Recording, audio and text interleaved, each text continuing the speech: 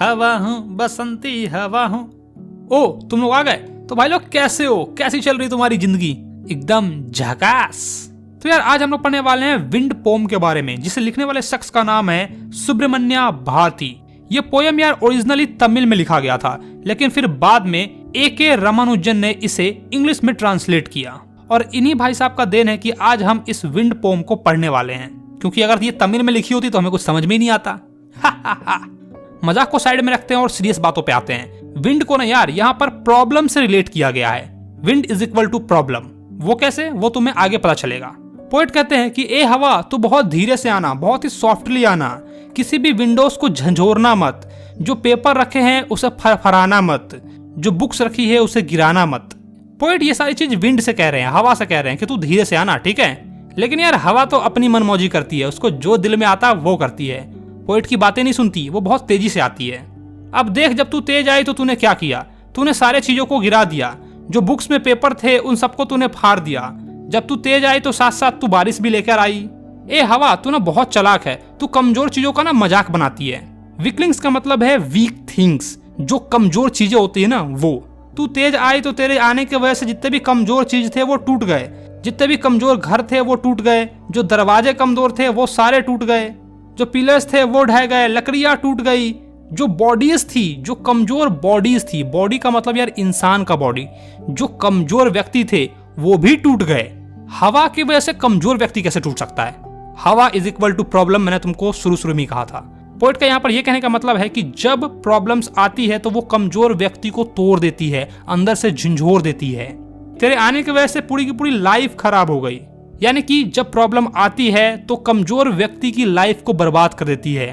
उसकी लाइफ में इतनी सारी प्रॉब्लम्स आती है, इतनी सारी प्रॉब्लम्स आती है कि वो टूट जाता है बेचारा। तूने कमजोर दिलों को भी तोड़ दिया। यानी कि जो लोग दिल से कमजोर थे, जो इमोशनली वीक थे, उन सबको भी प्रॉब्लम्स जब आती है हमारे लाइफ में तो तोड़ देती है। पोएट हमें इस पोम के माध्यम से ये समझाने की कोशिश कर रहे हैं कि जो इंसान फिजिकली कमजोर होता है, मेंटली कमजोर होता है, इमोशनली कमजोर होता है, उसको कोई भी आकर तोड़ सकता है। उसके लाइफ में जब भी प्रॉब्लम्स आएगी तो वो उस इंसान को तोड़ देगी, अंदर ही अंदर उसको और ज्यादा कमजोर बना देगी। वो इन सारे प्रॉब्लम्स को झेल नहीं पाएगा और उसकी वजह से उसकी पूरी की पूरी लाइफ खराब हो जाएगी।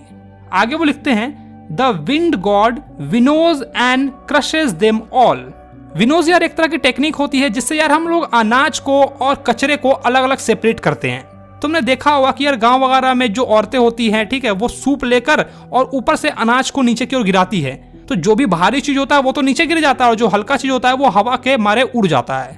आजकल तो हवा उतनी बहती नहीं है तो लोग पंखा लगा के काम चला लेते हैं। मतलब यार सूप में या फिर किसी भी चीज में लेकर अनाज को ऊपर से गिराएंगे तो हवा के कारण जो भी स्ट्रांग चीज होगी वो तो नीचे ही आ जाएगी, और जो हल्की चीज होगी, जो वीक चीज होगी, कमजोर चीज होगी, वो सब उड़ जाएगी। और इससे अनाज और अनाज का जो कचरा है वो अलग अलग सेपरेट हो जाएगा। तो इस लाइन से पोएट हमें ये समझाने की कोशिश कर रहे हैं कि जो हवा के देवता हैं, जो पवन देव हैं, वो सारे कमजोर चीजों को अलग फेंक देते हैं और जो स्ट्रांग चीज है उसको ही रखते हैं। जैसा तुम कहोगे वो वैसा बिल्कुल भी नहीं करेंगे। तो इसीलिए let's bring the strong homes. आओ चलकर हम लोग मजबूत घर बनाते हैं जिसका हवा कुछ भी बिगाड़ ना सके। अगर तुम कमजोर हो तो अपने आप को स्ट्रांग बनाओ। अगर तुम फिजिकली कमजोर हो, मेंटली कमजोर हो, तो उस चीज पे काम करो और अपने आप को स्ट्रांग बनाओ, वरना कोई भी इंसान आएगा और तुम्हारी जिंदगी के साथ खेल कर चला जाएगा। जस्ट लाइक विंड, हवा आता है और कमजोर चीजों को तोड़ कर चला जाता है, वैसे ही अगर तुम फिजिकली मेंटली कमजोर रहोगे तो कोई दूसरा इंसान आएगा और तुम्हें तोड़ कर चला जाएगा। अगर तुम इमोशनली कमजोर होगे तो कोई आएगी तुम्हारी जिंदगी में, दिल के साथ खेल के चली जाएगी। अगर तुम फिजिकली कमजोर रहोगे तो कोई आएगा, दो चार लप्पर लगाएगा और चला जाएगा। तो इसीलिए अपने आप को स्ट्रांग बनाओ, फिजिकली भी, मेंटली भी और इमोशनली भी। स्टडी फास्ट का मतलब है कि अपने अंदर कोई भी बदलाव न लाना। स्ट्रांग रहना, तुम अपने हार्ट को इतना स्ट्रांग बनाओ कि कोई दूसरा आकर अगर तुम्हारा कान भी भरे तो तुम उसकी बातों में ना आओ, अपने एटीट्यूड को चेंज ना करो, अपने माइंड को चेंज ना करो। वरना अगर तुम दिल से कमजोर रहोगे ना तो कुछ लोग आएंगे, तुम्हारे कान में उल्टा सीधा भरेंगे और तुम्हारा माइंड ऑफ स्टेट चेंज हो जाएगा। मान लो तुम दो दोस्त हो, तुम्हारी अच्छी दोस्ती है, तो कोई दूसरा बंदा आएगा तुम्हारे कान में उसके बारे में उल्टा सीधा भरेगा, और अगर तुम दिल से कमजोर रहोगे तो उसके बातों में आ जाओगे और अपने दोस्त से गद्दारी कर बैठोगे। मतलब उस पर गुस्सा कर बैठोगे, गद्दारी तो नहीं करोगे, गुस्सा कर बैठोगे। तो इसीलिए दिल से, दिमाग से इतने मजबूत हो जाओ कि चाहे कोई दूसरा बंदा आके कुछ भी कहे, अपना माइंड तुम चेंज ना करना, ठीक है। और अगर तुम ऐसा करोगे, अपने आप को स्ट्रांग बना लोगे, तो जो विंड है ना वो तुम्हारा फ्रेंड बन जाएगा। क्योंकि हवा ना छोटे मोटे आग को बुझा देता है, लेकिन अगर वही आग स्ट्रॉन्गर हो जाए, बहुत ज्यादा बड़ा हो जाए, जिसकी जंगल वगैरह में लग गया आग, तो हवा उसका दोस्त हो जाएगा और जैसे ही हवा बहेगी तो वो आग ना और जलने लगेगा। इसका दूसरा अर्थ यह है कि प्रॉब्लम्स जब आती है ना तो वीक इंसान को तोड़ देती है, वीक इंसान को और वीक बना देती है, लेकिन जो इंसान स्ट्रांग होता है ना उसको और स्ट्रांग बना देती है। कैसे? मान लो तुम्हारी लाइफ में प्रॉब्लम आई और तुमने उसको सॉल्व कर लिया, तो एक बार सॉल्व करने के बाद तुम्हें पता चल गया कि हाँ इस प्रॉब्लम को तो ऐसे सॉल्व करेंगे, तो तुम और स्ट्रांग हो गए। फिर तुम्हारी लाइफ में और प्रॉब्लम्स आई, तुमने उसको भी सॉल्व किया, फिर और आई, फिर उसको भी सॉल्व किया, तो एक पॉइंट ऑफ पीरियड के बाद तुम्हें सारे प्रॉब्लम्स को सॉल्व कर लिया और तुम और ज्यादा स्ट्रांग हो गए। तो प्रॉब्लम्स हमेशा कमजोर इंसान को कमजोर बना देती है और स्ट्रांग इंसान को स्ट्रांग बना देती है। तो इसीलिए अपने आप को स्ट्रांग बनाओ, अपने आप को मजबूत बनाओ। इस पोम में पोएट साहब ना विंड का एग्जांपल लेके हमें ये सारी चीजें समझाने की कोशिश कर रहे हैं कि लाइफ में प्रॉब्लम्स आएगी, जैसे हवा आती है वैसे प्रॉब्लम्स भी आएगी, और हवा अगर धीरे से आई, सॉफ्टली आई, तो वो तुम्हारा कुछ नहीं बिगाड़ेगी। लेकिन अगर वही ज्यादा भयंकर हवा आ गई, प्रॉब्लम्स अगर ज्यादा आ गई तुम्हारी लाइफ में, तो वो तुम्हें डिस्ट्रॉय कर देगी, तुम अंदर ही अंदर बहुत ज्यादा परेशान हो जाओगे। और अगर तुम स्ट्रांग रहे तो हवा तुम्हारा दोस्त बन जाएगा, मतलब कि प्रॉब्लम्स तुम्हारा दोस्त बन जाएगा, तुम प्रॉब्लम्स को सॉल्व करोगे और स्ट्रांग हो जाओगे, फिर प्रॉब्लम्स आएगी उसको भी सॉल्व करोगे और स्ट्रांग हो जाओगे।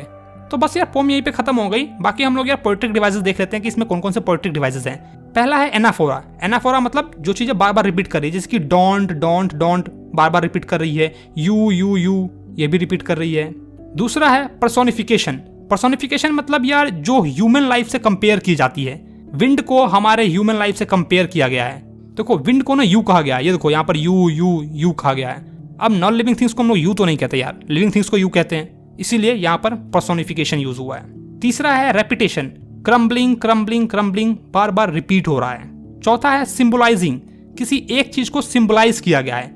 विंड को प्रॉब्लम से सिंबलाइज किया गया है।